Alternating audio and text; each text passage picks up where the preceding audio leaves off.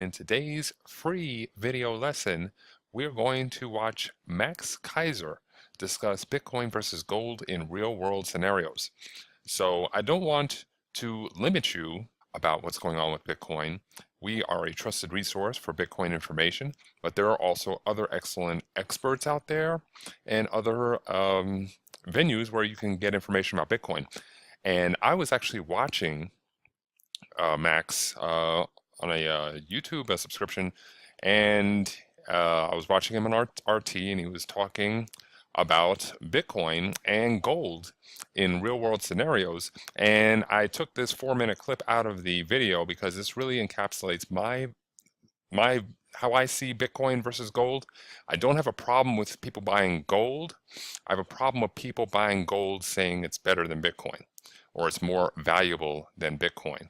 That is just simply not the case. And this video really encapsulates that. In 4 minutes, Max shows in real world scenarios, in the real economic sector, ways that gold is actually hurting, is very unuseful, where Bitcoin would be incredibly useful in the same exact scenario. So he breaks it down perfectly in a nice short and sweet video. So I'm going to pull this clip from RT and I'm going to present it to you for free because this is something that you should know. This is something that you should see if you are interested and you are using Bitcoin and you want to compare it to gold in any way. So enough about me. Let's get to the video clip. Max Kaiser on RT talking about gold in the real world and how Bitcoin can solve some of these problems that gold is facing. Let's take it away, Max. It's a story that shows you the oldest money versus the newest money. German central bank completes move of 24 billion euros worth of gold. Germany's central bank has completed its plan to shift 54,000 gold bars from vaults in New York and Paris to beneath its Frankfurt headquarters without a major glitch. You and I, of course, were at their Frankfurt headquarters, and that was in March of 2018, and 2018 is next year. Yes, we arrived from the future, and we're heading your way.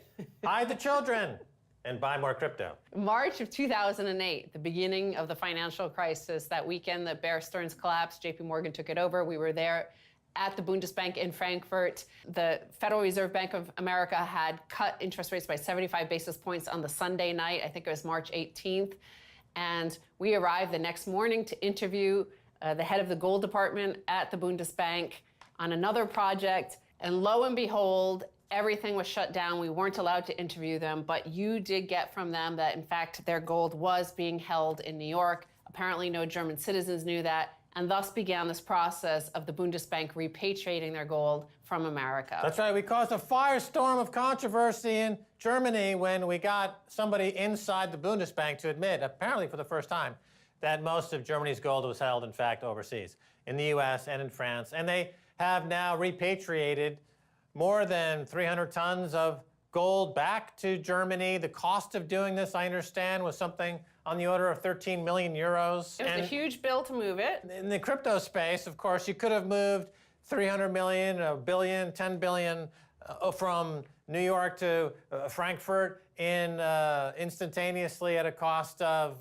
depending on the transaction fees and what lunatic is responsible for hashing power this minute, maybe 20 bucks. Let's go back to the numbers because it's actually 574 tons that they moved. The Bundesbank, one of the biggest holders of gold in the world, moved 674 tons, even more from the vaults of the Federal Reserve Bank of New York and Banque de France, the French central bank, over the past 4 years in one of the biggest operations of its type. Each of the 53,780 bars weighs 12.5 kilos and is worth 440,000 euros. In total, the haul is worth 23.7 billion euros. So 674 tons. It took 4 years to do. Of course, that would take a fraction of a second to get across the world if it were in Bitcoin. Now, of course, with Bitcoin also, Bitcoin is trustless. So you don't need to have all sorts of middlemen to determine whether or not this is real. Well, in fact, you have hundreds of millions of people who are the middlemen determining instantly that this is a legitimate, true transaction. And here, they do mention, because apparently a lot of people are worried whether or not they really got gold bars from the New York Fed, whether or not they were tungsten. While the operation sounded like something out of a Hollywood script, no criminal masterminds managed to foil it. The Bundesbank said it, quote, thoroughly and exhaustively tested all the bars after they arrived back in Frankfurt, and that, quote, no irregularities came to light with regard to the authenticity, fineness, or weight of the bars. But we have to take their word for that. Yeah. So there's trust in that equation, which you don't have with Bitcoin. It's trustless. It's all self-verified in the transaction itself. The transaction is verification of the transaction. You don't need a third party, as you do in this case.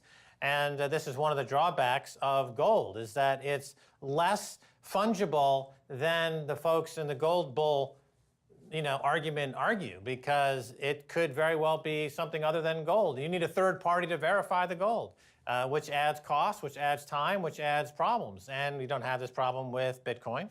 So the Aristotelian four conditions that apply to money, fungibility, portability, scarcity, and desirability, fit Bitcoin without a hitch, not so much with gold. Of course, there was a transaction in Bitcoin via satellite. You can't transmit gold into outer space, but you can transmit Bitcoin. And you argue you could take it into the afterlife as well. Yes, Bitcoin can be taken into the afterlife. That's a lot of people from the future are now arriving in the present, like Elon Musk.